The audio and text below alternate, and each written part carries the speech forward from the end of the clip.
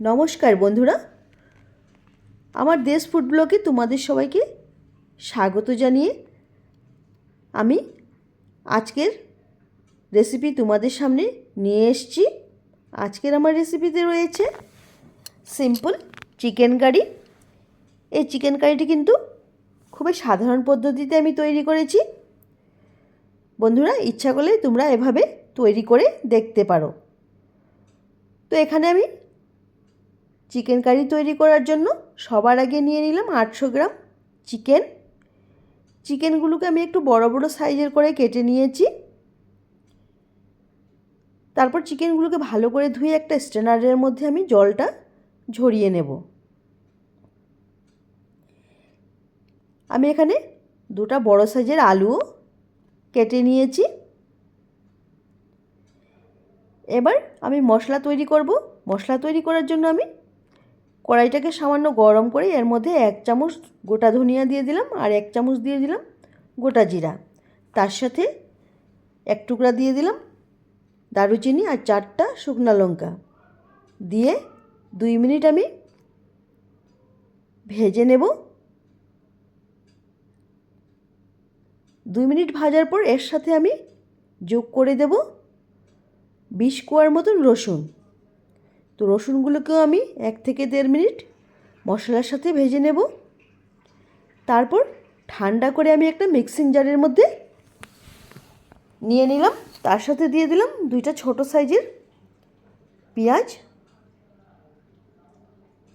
1 ইঞ্চি পরিমাণের আদা, তারপর একটা স্মুথ পেস্ট বানিয়ে নিলাম। এবার কড়াইতে তেল গরম করে তার মধ্যে সামান্য গোটা জিরা আমি দিয়ে দিলাম।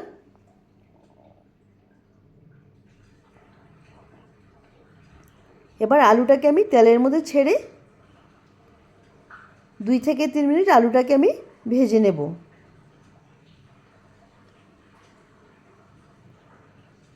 তো আলুটা আমার ভাজা হয়ে গেছে। এবার আমি চিকেনটা তেলের মধ্যে ছেড়ে দেব। চিকেন কিন্তু এখানে আমি ম্যারিনেট করিনি, আমি সোজাসুজি তেলের মধ্যে চিকেনটাকে ছেড়ে দিয়েছি। তারপর আলুর সাথে চিকেনটাকেও আমি 2 মিনিটের মতন ভেজে নিয়েছি। এরপর এখানে যোগ করে দিয়েছি 1 চামচ হলুদ আর পরিমাণ মতন নুন। তারপর নুন হলুদ দিয়ে আবারও আমি চিকেনটাকে ভালো করে ভাজবো। এখন আমি দিয়ে দিলাম 1 চা চামচ দিয়ে দিলাম লাল লঙ্কার গুঁড়ো আর দিয়ে দিলাম পেস্ট করে রাখা মশলাটা। তার সাথে দিয়ে দিলাম সামান্য জারটা ধুয়ে একটু জল। এবার সব কিছু একসাথে ভালো করে ভাজবো আমি। এভাবে চিকেনের সাথে আমি মশলাগুলো খুব ভালো করে মিশিয়ে নিচ্ছি।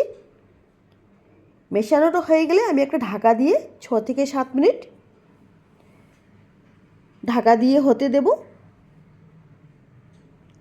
তো 7 মিনিট পর আমি ঢাকাটা তুলে নিয়েছি। এতক্ষণে আমার চিকেনগুলো কিন্তু বয়েল হয়ে গেছে। এবার আমি খুব ভালো করে নাড়াচাড়া করব। তারপর আমি আবারও এটাকে 4 থেকে 5 মিনিট হতে দেব। আমি ততক্ষণই হতে দেব যতক্ষণ পর্যন্ত আমার তেলটা চিকেন থেকে সেপারেট হয়ে না যায়। এবার আমি এর সাথে যোগ করে দিলাম 2টা ছোট আকারের পেঁয়াজ। তারপর আমি আবারও হতে দিচ্ছি। এবার আমি খুব ভালো করে এটাকে নাড়াচাড়া করছি, যেহেতু আমার জলটা নিচে শুকিয়ে গেছে, নিচে লেগে যেতে পারে। সবার শেষে আমি যোগ করে দিলাম সামান্য গরম মশলা। গরম মশলাটা দেওয়ার পর আমি 2 মিনিট আবারও ভালো করে ভেজে নেব। এভাবে নাড়াচাড়া করে আমি খুব ভালো করে ভেজে নিলাম। ভাজাটা আমার পুরোপুরি হয়ে গেছে। এবার আমি যোগ করে দিচ্ছি পরিমাণ মতন জল।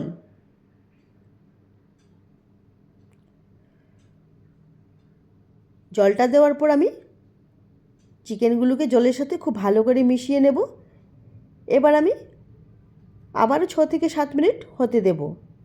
তো 6 থেকে 7 মিনিট পর দেখো আমার চিকেনটা কিন্তু তৈরি হয়ে গেছে।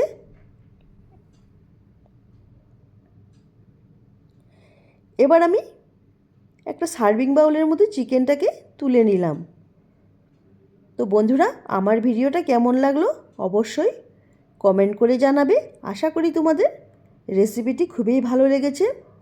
আর বন্ধুরা, তোমরা যদি আমার চ্যানেলটাকে এখন পর্যন্ত সাবস্ক্রাইব করে না থাকো তাহলে সাবস্ক্রাইব করার জন্য অনুরোধ রইল। এভাবেই তোমরা আমার পাশে থেকে আমাকে সহযোগিতা করবে। আর আমার ভিডিও দেখার জন্য ধন্যবাদ।